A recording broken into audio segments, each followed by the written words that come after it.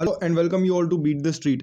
आज हम बात करने वाले हैं अमेजोन और फ्यूचर रिटेल के बीच में जो डील को लेकर जो दिल्ली हाई कोर्ट में आज जो हियरिंग होने वाली थी, उसमें क्या आज पूरी हियरिंग में जो डिटेल्स में जो ट्रांजैक्शन के बारे में बात की गई है उसको बताएंगे। और अगर आप चैनल पहली बार आए हैं तो इसी तरह की अपडेट्स के लिए सबसे पहले चैनल को सब्सक्राइब कर लें, क्योंकि ये अपडेट्स आपको सबसे पहले हमारी चैनल पर देखने को मिल रही है। और साथ ही साथ डिटेल में बताएंगे कि वहाँ पर क्या कम्युनिकेशन हुआ कोर्ट और वकील्स के बीच में।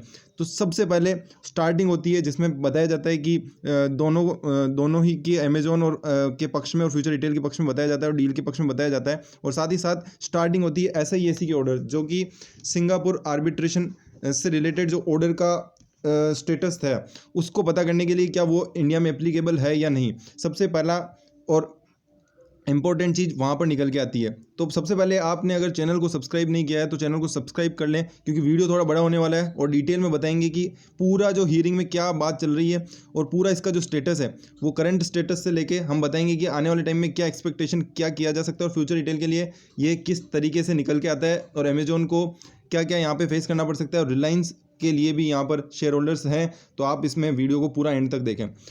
सबसे पहले आ जाते हैं सिंगापुर आर्बिट्रेशन कोर्ट के लिए। खम्बाटा जो कि फ्यूचर रिटेल के लिए खड़े थे, उन्होंने बताया कि SIAC के जो ऑर्डर्स हैं वो एक इमरजेंसी आर्बिट्रेटर है। जी हाँ, इमरजेंसी आर्बिट्रेटर का मतलब ये होता है कि कोई सिचुएशंस आती है उसमें उनको आर्बिट्रेशन का जो रूल्स हैं उसके हिसाब से उन्हें जवाब देने का उनसे वहाँ से पूछा जाएगा। बट क्योंकि वो एक आर्बिट्रल ट्रिब्यूनल नहीं है, एक आर्बिट्रल ट्रिब्यूनल होती है इंडिया में केवल आर्बिट्रल ट्रिब्यूनल अगर कोई होती है उसी का ऑर्डर मान्य होता है। पर खम्बाटा ने यहाँ पे हाईलाइट किया कि सिंगापुर का जो आर्बिट्रेशन कोर्ट है उसे यहाँ पर इमरजेंसी अवार्ड देने का केवल राइट्स है, ना कि वो एक आर्बिट्रल ट्राइब्यूनल है। तो उसका जो यहाँ पर अवार्ड होगा वो यहाँ पर मान्य नहीं होगा, इंडिया में वो एप्लीकेबिलिटी नहीं लगेगी।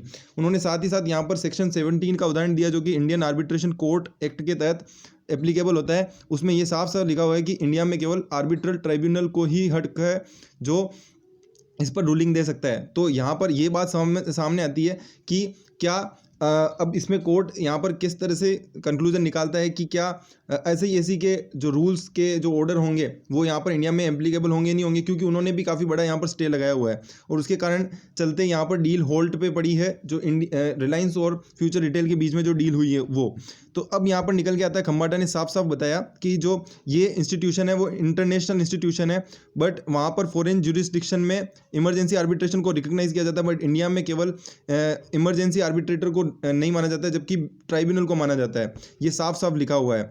और उन्होंने ये भी हाईलाइट किया कि फ्यूचर रिटेल ने लिमिटेड ने जो अमेजोन के खिलाफ रेगुलेटर्स के यहाँ पर जो फाइल किया था वो इमरजेंसी अवार्ड के लिए फाइल किया गया था, क्योंकि एक टॉर्चरस बिहेवियर था अमेजोन के द्वारा। जबकि उन्होंने पहले कभी भी नहीं बोला कि हम इस डील के खिलाफ हैं या हम ये नहीं चाहते हैं, बट स्टिल उन्होंने बाद में इंटरफेयर करने की कोशिश की। और उन्होंने बताया कि यहाँ पर जो एग्रीमेंट किया गया था वो अमेजोन और फ्यूचर कूपन्स लिमिटेड के बीच में किया गया था, न कि future retail limited. Future retail limited एक लिस्टेड एंटिटी है, जबकि फ्यूचर कूपन्स प्राइवेट लिमिटेड है वो है एक प्रमोटर ग्रुप, जो कि प्रमोटर ग्रुप के नीचे फ्यूचर रिटेल लिमिटेड आती है। तो अगर जिस तरह का एग्रीमेंट बनाया गया था उसमें यानी कि जो कंपनी है future Coupons Private limited, future Coupons limited, उसमें ये लिखा हुआ था कि अगर जिसमें अमेजोन का राइट है उसमें ये लिखा गया था कि अगर फ्यूचर रिटेल लिमिटेड को कुछ भी चीज़ें बेचनी है, कुछ भी एसेट्स बेचनी है, तो फ्यूचर कूपन्स लिमिटेड की परमिशन लेनी पड़ेगी, ना कि अमेजोन की। जबकि अमेजोन इस तरह से हाईलाइट कर रहा है दूसरी जगह पर कि अमेजोन से परमिशन लेनी होगी।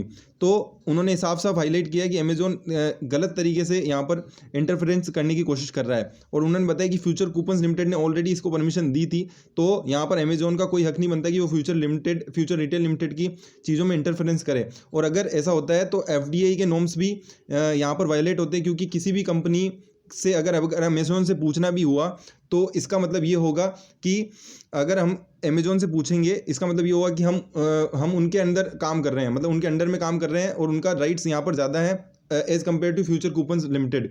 तो अगर ये होता है तो FDI के रूल्स वायलेट हो जाते हैं और फेमा की गाइडलाइंस यहाँ पर साफ साफ मना करती है। और FDI की जो गाइडलाइंस है वो यहाँ साफ साफ मना करती है कि मल्टी ब्रांड रिटेल सेगमेंट में FDI नहीं हो सकता। जबकि अगर केवल सिंगल जैसे मार्क एंड स्पेंसर अगर केवल सिंगल ब्रांड होता तो उसमें अमेजोन आ सकता है, बट क्योंकि यहाँ पर जो फ्यूचर की जो कंपनीज़ हैं वो एक मल्टी ब्रांड रिटेल है जहाँ पर एफडीआई अलाउड नहीं था। तो वो फ्यूचर कूपन्स लिमिटेड जो कि प्रमोटर ग्रुप की कंपनी है, वहाँ पर अमेजोन का हक है, ना कि फ्यूचर रिटेल लिमिटेड। तो future retail is something different from the Future coupons, क्योंकि फ्यूचर कूपन्स पर हक है अमेजोन का, ना कि फ्यूचर रिटेल्स लिमिटेड पे, और उसमें भी 49% हक है। और अगर फ्यूचर कूपन्स ने उसे अप्रूव कर दिया है तो उसमें यहाँ पर उसका कोई हक नहीं बनता है इस पूरे ट्रांजेक्शन से रिलेटेड। तो ये चीज़ें आपको नोट कर लेनी चाहिए, क्योंकि ये सबसे इंपॉर्टेंट पॉइंट्स हैं जो निकल के आते हैं आज की हियरिंग से। साथ ही साथ हरीश साल्वे ने यह भी बताया कि everyone wants to come and stand at the door. Amazon had a deal with the Future Coupons Private Limited and signed agreement with Biyani. उन्होंने बयानी और फ्यूचर कूपन्स प्राइवेट लिमिटेड के साथ डील की है, और उनका जो शेयर होल्डिंग एग्रीमेंट है, ना कि फ्यूचर रिटेल लिमिटेड के साथ, जो कि एक लिस्टेड एंटिटी है, क्योंकि उसमें अलाउड भी नहीं है एफडीआई। तो इस तरीके से उन्होंने साफ साफ हाईलाइट किया कि अमेजॉन किस तरीके से गलत यूज़ कर रही है। उनका जो हक है वो फ्यूचर कूपन्स लिमिटेड में है, और उनसे फिर भी यहाँ पर मांगने का हक नहीं बनता, क्योंकि अमेजॉन का अल्टीमेटली 49% स्टेक उससे ज़्यादा हो नहीं सकता है। और उनसे पूछना मतलब कि हम हमारी खुद की ही गाइडलाइन तोड़ रहे हैं। और उन्होंने बताया कि सीसीआई में भी साफ साफ उन्होंने हाईलाइट किया था, अमेजोन ने खुद ने बोला था कि वो एफसीपीएल के बिजनेस को ग्रो करने आए हैं, जिनका मेन काम है कूपन्स और लॉयल्टी डिस्काउंट इस तरीके का काम करना, ना कि फ्यूचर रिटेल लिमिटेड, जो कि अपने आप में एक बड़ी लिस्टेड कंपनी है जिसमें उनका कोई हक नहीं बनता है, क्योंकि केवल एफसीपीएल उस पर हक जता सकती है, जिसमें केवल अमेजोन का एक परसेंटेज राइट है। तो there was an agreement that Indian government opens the door, Biyani shall sell their shares. This door is yet to open.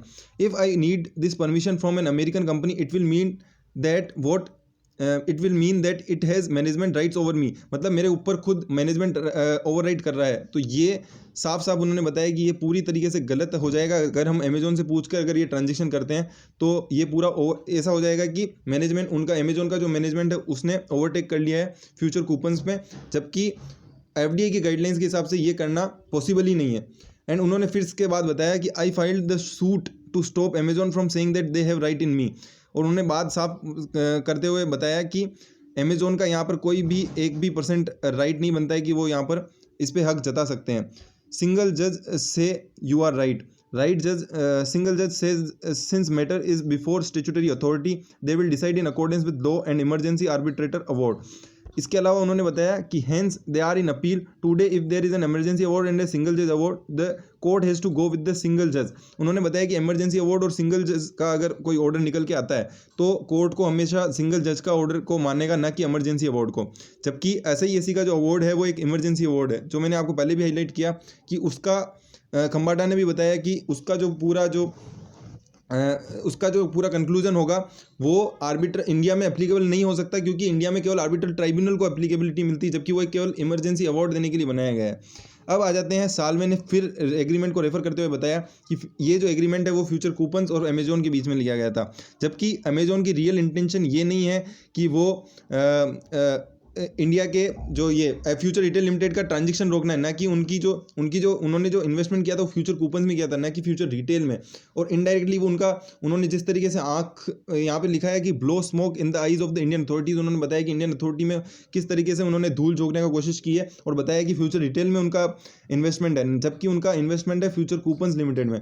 तो इन्होंने साफ साफ हाईलाइट किया कि किस तरीके से अमेजोन गलत इंटरप्रिटेशन लगा रही है एग्रीमेंट्स का, और इसके कारण काफ़ी प्रॉब्लम्स झेलनी पड़ रही फ्यूचर ग्रुप को। और पूरी रिलायंस की डील इसके कारण होल्ड पे पड़ी है, जो कि 25,000 करोड़ की है, जबकि इनका इन्वेस्टमेंट है 1400 या 1500 करोड़ का। और उन्होंने साफ साफ हाईलाइट किया कि अमेजोन क्यों ये करना चाह रही है, क्योंकि अमेजोन इसलिए ऐसा करना चाहती है ताकि वो 1500 करोड़ से उसको कोई लेना देना नहीं है, क्योंकि अगर बाई चांस अगर ये डील ना भी होती तो उनका जो सारा पैसा है वो ऑलरेडी डेट्स को चुकाने में चला जाएगा और फ्यूचर ग्रुप की सारी कंपनीज खत्म हो जाएगी। तो उन्होंने बताया कि अगर ऐसा होता है तो वैसे भी उनका जो पैसा है वो तो उनको उस 1500 करोड़ से मतलब नहीं है, जबकि उनका पूरा जो हाईलाइट है वो है इंडिया का रिटेल बिजनेस। उनका पूरा जो इस केस को लड़ने का जो पूरा दारोमदार है वो है इंडिया का रिटेल बिजनेस। इसी कारण वो इस अवार्ड को लेकर यहाँ पर खड़े हैं। और उन्होंने साफ साफ यहाँ पर हाईलाइट करते हुए बताया कि my promoter gave me the permission that company and jobs have to be saved and Reliance said I will keep all the jobs and business. और उन्होंने जो इस तरीके से रिलायंस के साथ जो ट्रांजेक्शन किया उसमें साफ साफ यहाँ पर हाईलाइट किया है कि वो न तो कंपनी और ना ही जो भी सारी जॉब्स हैं उन्हें सेव करेंगे और एक जो पूरा जो बिजनेस है वो लगातार चलता रहेगा। और उन्होंने अगर ट्रांजेक्शन कैंसिल होता है इसके कारण शॉप्स क्लोज हो जाएगी। और साथ ही साथ इस तरीके की ये जो फेट अमेरिकन कंपनी है, जो बड़ी बड़ी अमेरिकन कंपनी है, वो इंडिया के अगर बिजनेस में इस तरीके से टांग अड़ाएगी तो इंडिया के बिजनेस को यहाँ पर काफ़ी घाटा देखने को मिलेगा। जबकि उनका जो यहाँ तक जो फ्यूचर ग्रुप की कंपनीज ने यहाँ तक बोल दिया है कि हम 1400 करोड़ में आपको इंटरेस्ट देने का, अब उनका जो पूरा इन्वेस्टमेंट है उसका पूरा इन्वेस्टमेंट के साथ साथ इंटरेस्ट भी देने को तैयार है। स्टिल कंपनीज जो अमेजोन है वो मान नहीं रही है और वो बार बार इंटरफेरेंस कर रही है और बार बार इस तरह के अड़ंगे अड़ाए जा रही है। तो इस तरीके की आज पूरी जो लाइव लो की हमने आपको सामने रखा है कि किस तरीके से उन्होंने पूरा जो ट्रांजेक्शन को समझाया है। और साथ ही साथ आपको देख के लग रहा होगा कि काफ़ी कुछ यहाँ पर फ्यूचर रिटेल के पक्ष में नज़र आ रहा है। और आने वाले टाइम में अगर ये फेवर में आता है तो इसके कारण फ्यूचर ग्रुप के शेयर्स में काफ़ी टाइम से दबाव देखने को मिल रहा था वो काफ़ी पॉजिटिव हो जाएगा। और साथ ही साथ आपको एक और चीज़ बता दें, कई जगह ये भी लिखा जा रहा है कि कहीं बहुत सारी वेबसाइट्स पे ये लिखा जा रहा है कि NCLT का अप्रूवल पर इनको अप्रूवल, देखो सबसे पहली बात है, अब तीन चीज़ें इंपॉर्टेंट हो जाती है इस पूरे ट्रांजेक्शन में। सबसे पहले कि दिल्ली हाई कोर्ट की जो हीयरिंग आएगी वो सबसे इंपॉर्टेंट होगी कि उसमें किसका कंसीडरेशन लिया जाता है। फिर दूसरी बात होती है सिंगापुर का जो आर्बिट्रेशन कोर्ट है वहाँ पर क्या इसका कंक्लूजन निकलता है। और तीसरी चीज़ होती है जो सेबी ने क्लियरेंस दिया है, CCI ने जो क्लियरेंस दिया है उसमें ये लिखा गया है सेबी के क्लियरेंस में कि इनका अप्रूवल NCLT से लेना, NCLT से अब इनको अप्रूवल लेना पड़ेगा जो पूरी डील है। तो ये जो दूसरी साइड है मतलब फ्यूचर रिटेल के जो भी वकील थे उन्होंने बताया कि NCLT तो एक जस्ट पपेट की तरह उन्होंने बताया। और उन्होंने हाईलाइट किया कि NCLT का अप्रूवल तो उनको मिल जाएगा क्योंकि दूसरी सारी अथॉरिटीज से अप्रूवल मिल चुका है।